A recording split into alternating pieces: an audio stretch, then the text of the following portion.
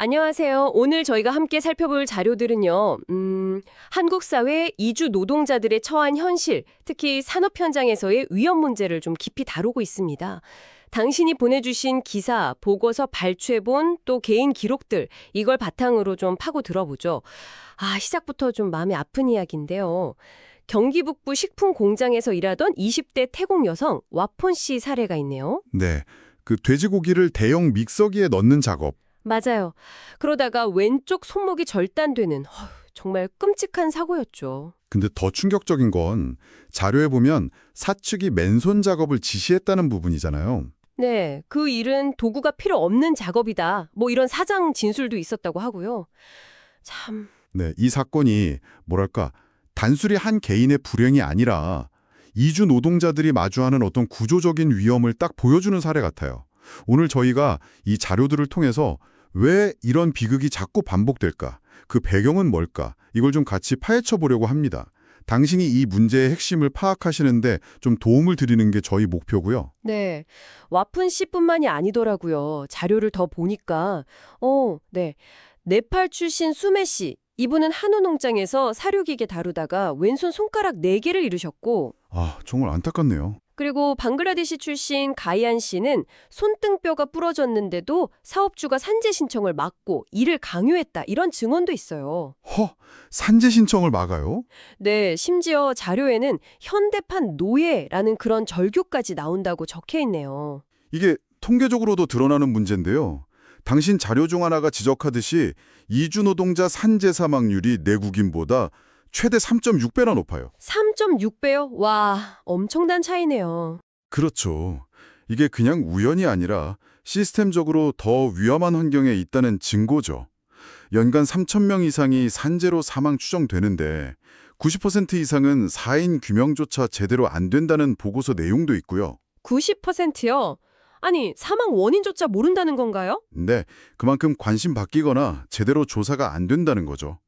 특히 그 50인 미만 영세사업장, 농축산업, 제조업, 그러니까 내국인들이 좀 기피하는 그런 위험한 일에 집중 투입되는 경향이 뚜렷하고요. 안전장비나 교육 부족은 뭐 말할 것도 없겠고요. 근데 기본적인 생활 환경조차 너무 열악한 경우가 많다는 거죠. 맞아요. 컨테이너나 비닐하우스 같은 사실상 불법 기숙사죠. 그런 데서 지내다가 2020년에는 캄보디아 노동자가 동사하는 일까지 있었잖아요. 기억납니다. 그 사건. 정말 충격적이었죠. 네. 근데 더 답답한 건 이런 문제를 겪어도 언어 장벽이나 뭐랄까 고용 불안 때문에 문제 제기 자체를 하기가 어렵다는 거예요. 사업장 변경 신청도 쉽지 않고요. 인선의 진호이 씨 사례도 있었죠. 불법 기숙사를 이유로 사업장 변경 신청하려 했는데 담당 공무원한테 거절당했다는. 바로 그런 부분들 때문에 내부 식민지라는 비판까지 나오는 겁니다. 상감이 날카로운 지적이죠.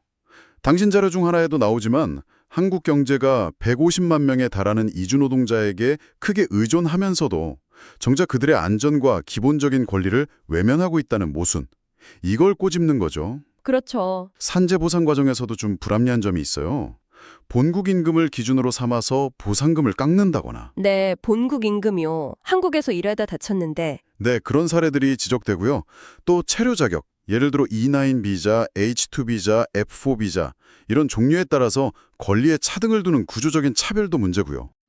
비자 종류에 따라 권리가 다르다는 거군요. 그렇죠. 각 비자가 가진 제약들이 현실에서는 차별로 작용하는 경우가 많습니다. 중대재해처벌법 같은 제도들이 있긴 하지만 현장에서는 여전히 솜방망이 처벌 아니냐, 실효성이 있냐 이런 논란이 계속된다는 기사도 눈에 띄네요. 맞습니다. 결국은 안전보다 이윤을 우선하는 기업 문화, 그리고 이주 노동자를 우리와 동등한 권리의 주체로 보지 않는 어떤 사회적 인식, 이게 근본적인 문제라고 봐야겠죠.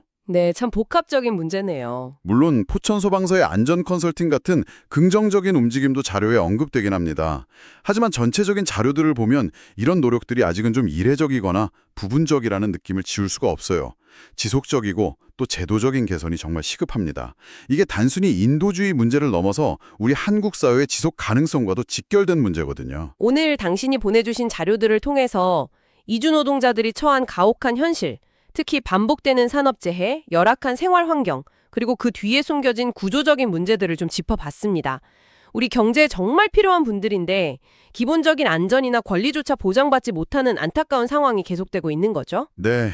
그리고 한국은 이미 초저출산 고령 사회로 가고 있잖아요. 그럼 앞으로 이주 노동자의 역할은 점점 더 중요해질 수밖에 없어요. 그렇다면 이런 질문을 한번 던져볼 필요가 있지 않을까요?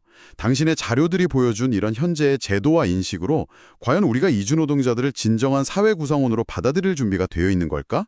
그들의 권리를 단순히 보호해야 할 대상으로만 볼 게 아니라 어떻게 하면 동등하게 보장할 수 있을지 당신도 이 질문을 한번 곱씹어 보시면 좋겠습니다.